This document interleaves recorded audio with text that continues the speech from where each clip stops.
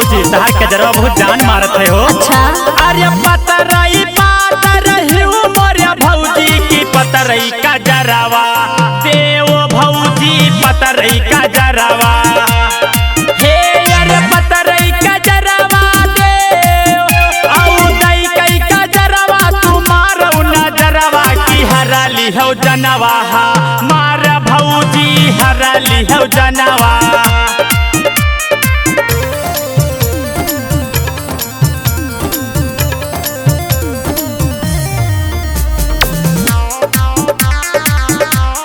का पहिरिया भौजी ई तो दूरिन से देखा थे सब तहार सुनो। हाँ बोलो। अरे रहिया माँ जब चलो है भौजी की चोलिया पहन के छोट भौजी चोलिया पहन के हे अरे चोलिया पहन के छोट अरे मारी के उल्टी पल्ला देखायो चोलिया की मनवा हिलोरा ले भौजी मनवा हिलोरा।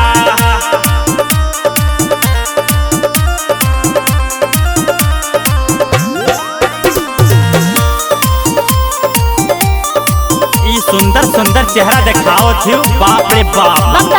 अरे घुंघटा के नीचवा से ताका मोरी भौजी की सुघरी सूरतिया दे खाए भौजी सुघरी सूरतिया हे अरे सुघरी सूरतिया देखाए अरे देखी कई तोहर चटकल लिपस्टिक की मनवा हमारे पगा लाए भौजी मनवा हमार।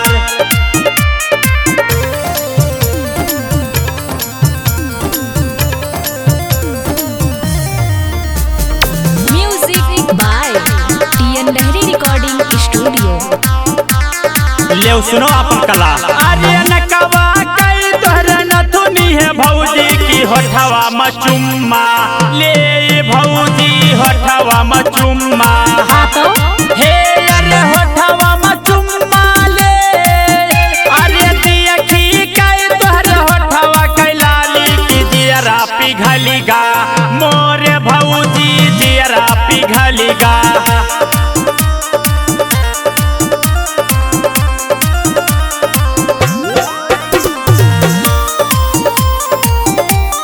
तोहरे चक्कर में भौजाई दिए ही हमारे सब झुलाई गए सुनो।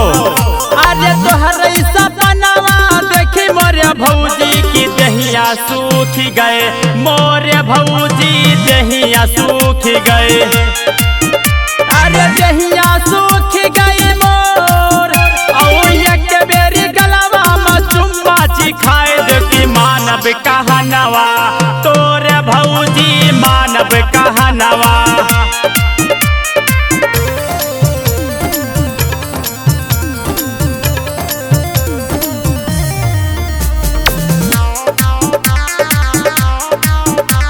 रोज तो का भौजी हम अपने झांकी से देखी थे तो का सही मां। अरे तोहरे घरा की बगल में घरा की बिचवा परिया डाला वार भौजी की बिचवा परिये। अच्छा हे अरे बिचवा परिया डाला वार औ अंगूरिन इसरवा तनी करो मोरे भौजी की फानी आईते डाला वार भौजी फानी आईते डाला वार।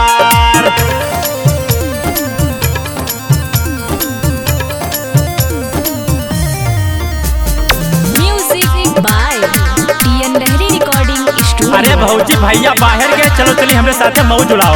अरे बल्लमा गया तो हर छोड़ा विदेशवा की चढ़ली जवानिया माँ छोड़ा भौजी चढ़ली जवानिया माँ। हाँ हो हे अरे चढ़ली जवानिया माँ छोड़ और राजकुमार संगे घूमो है भौजी की चलो चली गुलरा बाजार भौजी चलो चली गुलरा। अरे चलो हो भौजाई।